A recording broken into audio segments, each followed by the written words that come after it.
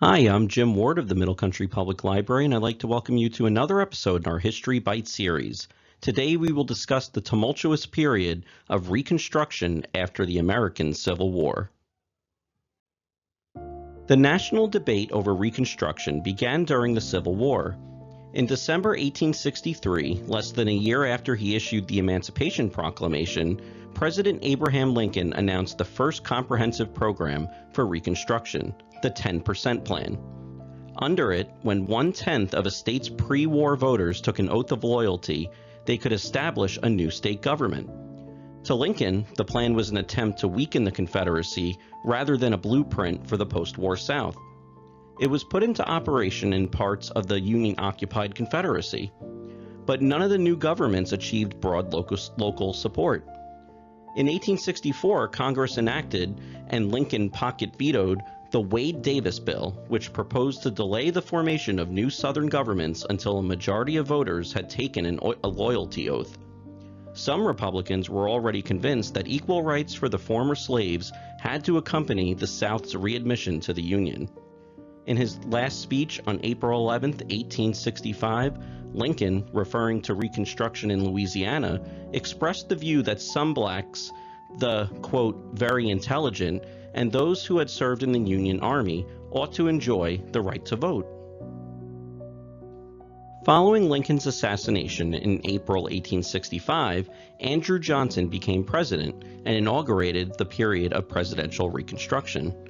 Johnson offered a pardon to all Southern whites except Confederate leaders and wealthy planters, restoring their political rights and all property except slaves. He also outlined how new state governments would be created. Apart from the requirement that they abolish slavery, repudiate secession, and abrogate the Confederate debt, these governments were granted a free hand in managing their affairs. As a result of Johnson's leniency, many Southern states in 1865 and 1866 successfully enacted a series of laws known as the Black Codes, which were designed to restrict freed black people's activity and ensure their availability as a labor force by requiring African Americans to sign yearly labor contracts. These were ways the Southern states sought to limit the freedmen's economic options and reestablish plantation discipline. African Americans strongly resisted the implementation of these measures, and they seriously undermined Northern support for Johnson's policies. In early 1866, Congress passed the Freedmen's Bureau and Civil Rights Bills and sent them to Johnson for his signature. The first bill extended the life of the Bureau, originally established as a temporary organization charged with assisting refugees and formerly enslaved people, while the second defined all persons born in the United States as national citizens who were to enjoy equality before the law. After Johnson vetoed the bills, causing a permanent rupture in his relationship with Congress that would culminate in his impeachment in 1868, the Civil Rights Act became the first major bill to become law over a presidential veto. In the fall 1866 congressional elections, Northern voters overwhelmingly repudiated Johnson's policies. Congress decided to begin Reconstruction anew. The Reconstruction Acts of 1867 divided the South into 5 military districts and outlined how new governments, based on manhood suffrage without regard to race, were to be established. The law also required Southern states to ratify the 14th Amendment, which broadened the definition of citizenship, granting, quote, equal protection of the Constitution to formerly enslaved people before they could rejoin the Union. Thus began the period of radical or congressional Reconstruction, which lasted until the end of the last Southern Republican governments in 1877. By 1870, all the former Confederate states had been readmitted to the Union, and nearly all were controlled by the Republican Party. 3 groups made up Southern Republicanism. Carpetbaggers, or recent arrivals from the North, were former Union soldiers, teachers, Freedmen's Bureau agents, and businessmen.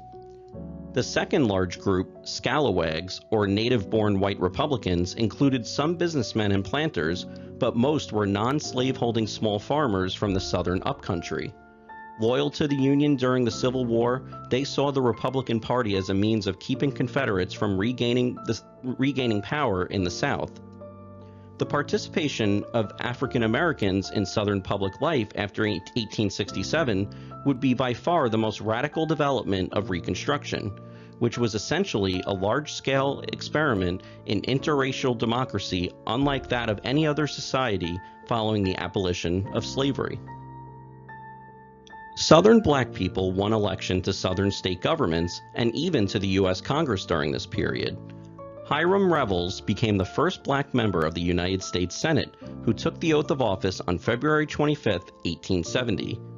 Among the other achievements of Reconstruction were the South's first state-funded public school systems, more equitable taxation legislation, laws against racial discrimination in public transport and accommodations, and ambitious economic development programs, including aid to railroads and other enterprises. After 1867, an increasing number of Southern whites turned to violence in response to the revolutionary changes of radical Reconstruction. The Ku Klux Klan and other white supremacist organizations targeted local Republican leaders, white and black, and other African Americans who challenged white authority. Republican Ulysses S. Grant was elected president in 1868, and soon afterward, Congress approved the 15th Amendment, prohibiting states from restricting the right to vote because of race. Then it enacted a series of enforcement acts authorizing national action to suppress political violence. In 1871, the administration launched a legal and military offensive that destroyed the Klan.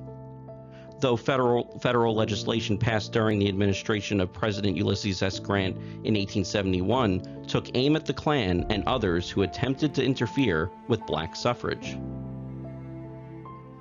Racism was still a potent force in both South and North, and Republicans became more conservative and less egalitarian as the decade continued. In 1874, after an economic depression plunged much of the South into poverty, the Democratic Party won control of the House of Representatives for the first time since the Civil War. By 1876, only South Carolina, Florida, and Louisiana remained under Republican control. The outcome of that year's presidential contest between Republican Rutherford B. Hayes and Democrat Samuel J. Tilden hinged on disputed returns from these states. Negotiations between Southern political leaders and representatives of Hayes produced a bargain. Hayes would recognize Democratic control of the remaining Southern states, and Democrats would not block the certification of his election by Congress. Hayes was inaugurated, federal troops returned to their barracks, and as an era when the federal government accepted the responsibility for protecting the rights of the former slaves, Reconstruction came to an end.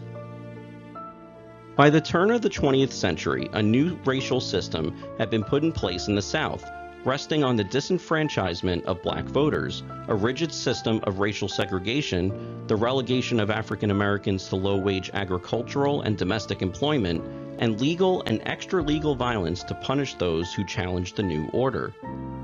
Nonetheless, while flagrantly violated, the Reconstruction Amendments remained in the Constitution, sleeping giants, as Charles Sumner called them, to be awakened by subsequent generations who sought to redeem the promise of genuine freedom for the descendants of slavery. Not until the 1960s and the Civil Rights Movement, sometimes called the Second Reconstruction, would the country again attempt to fulfill the political, economic, and social equality that had long been denied to Black Americans. Thank you for joining us for today's episode. If you enjoyed it, click like, and if you watched on YouTube, hit subscribe. Thanks so much, and we'll see you all next time.